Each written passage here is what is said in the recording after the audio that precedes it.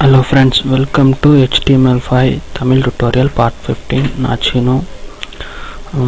இதுவரையும் பார்த்தோம்னா நம்ம பேசிக்கலாக HTML வச்சு வெப் டிசைன் பண்ணுறத பற்றி நம்ம பார்த்துருந்தோம். HTML5ல கொஞ்சம் எக்ஸ்ட்ரா என்னென்னலாம் யூஸ் பண்ணுறோம் அப்படின்றத பற்றி பார்த்தோம். HTML5ஓட மிக முக்கியமான இன்னொரு அம்சம் அப்படின்னு பார்த்திங்கன்னா இந்த CS3 அப்படின்றது. அதில் பார்த்தோன்னா எக்ஸ்ட்ரா சில ஆப்ஷன்ஸ் எல்லாம் ஆட் பண்ணியிருக்காங்க.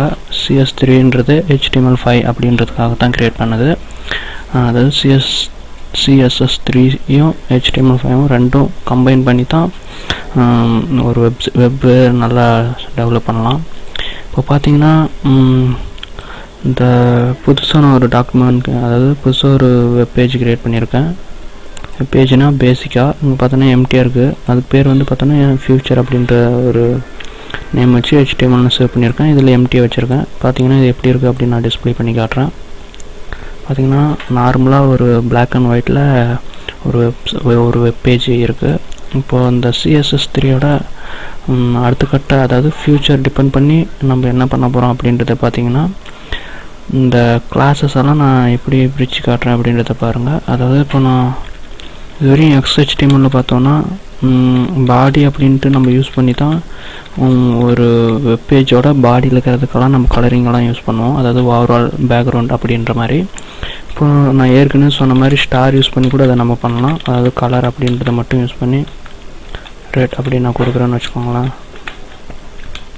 இப்போது இந்த ஓவரால் அந்த பேஜுக்கு இந்த ரெட் அப்படின்றது கலராக செட் ஆகும். அது உங்களுக்கே தெரியும். பார்த்திங்கன்னா இதெல்லாம் இந்த CSS3ல தான் நம்ம பயன்படுத்த போகிறோம், மற்ற எதுலையும் இல்லை. இப்போ இந்த ஃபியூச்சர் வெப் டிசைனிங் அப்படின்றத பற்றி தான் நான் டைட்டில், அதாவது இந்த டுட்டோரியல் போட்டிருக்கேன். அப்படின்னா என்ன அப்படின்றத பற்றி நான் காட்டுறேன். இப்போ பார்த்திங்கன்னா நான் நார்மலாக இந்த வெப் பேஜில் சீனுன்ற ஒரு ஹெட்டரும் ஒரு 4-5 நேவிகேஷன் பேனல், அதாவது மெனுஸ் மட்டும் க்ரியேட் பண்ணியிருக்கேன்.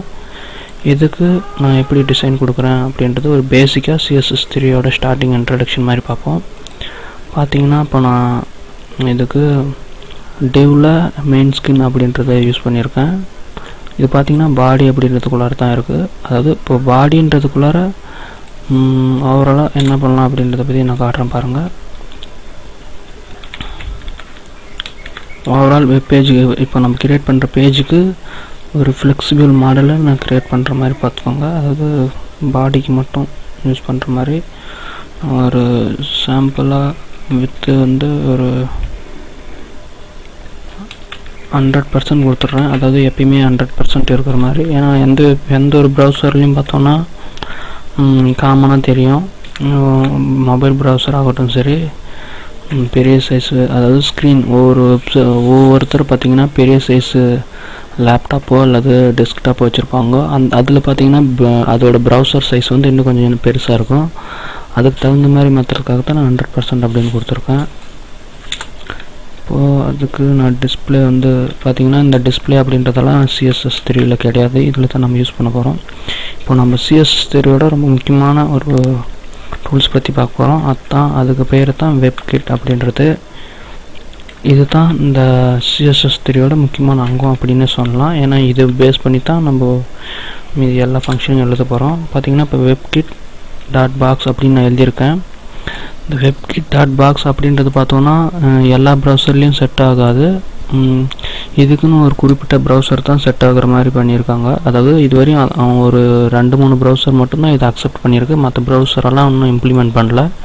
ஆனால் இப்போ இருக்கிற சுச்சுவேஷனில் எல்லோரும் இந்த வெப்கிட் சப்போர்ட் பண்ணுற மாதிரி ரெடி பண்ணிடுவாங்க. க்ரோம், சஃபாரி அப்படின்றதெல்லாம் பார்த்திங்கன்னா அந்த வெப்கிட்டை இப்போதைக்கு சப்போர்ட் பண்ணுது. நீங்கள் இதில் ரன் பண்ணி பார்க்கணுன்னா க்ரோம் டவுன்லோட் பண்ணிக்கோங்க. க்ரோமில் யூஸ் பண்ணுறது ரொம்ப பெஸ்ட்டு. ஏன்னா அதை தான் இதெல்லாம் நல்லா அக்செப்ட் பண்ணிக்கும். ஸோ அடுத்தது பார்த்தோன்னா இந்த வெப்கிட் டூல்ஸில் ஒரு சின்ன ஒரு ஃபங்க்ஷன் பற்றி பார்ப்போம். வெப்கிட் பேக் அப்படின்றத நான் யூஸ் பண்ணுறேன். பேக் அப்படின்றத பார்த்தோன்னா ஓவரால் அந்த வெப்பேஜ் எங்கே இருக்கணும் அப்படின்றத நான் செட் பண்ணியிருக்கேன், சென்டர் அப்படின்ட்டு. பார்த்திங்கன்னா அதை சேவ் பண்ணிடுறேன். இப்போ நான் எழுதிருங்கிறது என்னென்னா சும்மா இந்த வெப்கிட்டை பற்றி ஒரு இன்ட்ரடக்ஷன் கொடுத்துருக்கேன். இதுதான் இந்த ஃபியூச்சர், இந்த CSS3யோட மெயின் பார்ட்டு. பார்த்தீங்கன்னா 100% வித் கொடுத்துருக்கேன். டிஸ்பிளேன்றது இந்த டிஸ்பிளே போட்டு தான் அந்த வெப்கிட் பாக்ஸை நம்ம யூஸ் பண்ண போகிறோம். ஏன்னா இந்த வெப்கிட் பாக்ஸ்லேருந்து தான் இந்த ஒவ்வொரு ஃபங்க்ஷன், இந்த பேக்கு சென்டர், இந்த பேக் மாதிரி இன்னும் நிறைய ஃபங்க்ஷன் இருக்குது. அதெல்லாம் வர கிளாஸில் பார்ப்போம்.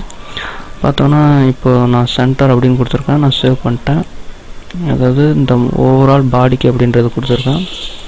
பாருங்கள், நான் ப்ரௌசரில் டிஸ்பிளே பண்ணி காட்டுறேன்.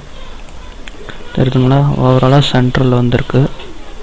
இதுதான் அந்த வெப்கிட்டோட ரொம்ப ஷார்ட்டு. இதை பார்த்தோன்னா நம்ம இந்த ஓவராலாக இப்போ 100%ன்றது ஃப்ளெக்சிபிளாக இருக்கும். இந்த வெப்கிட் பாக்ஸில் சென்டர் அப்படின்றது மட்டும் தான் யூஸ் பண்ணியிருக்கேன். இன்னும் நிறைய ஃபங்க்ஷன்ஸ் இருக்குது. அதை நெக்ஸ்ட் கிளாஸில் நான் எக்ஸ்பிளைன் பண்ணுறேன். தேங்க்யூ ஃபார் வாட்சிங். ப்ளீஸ்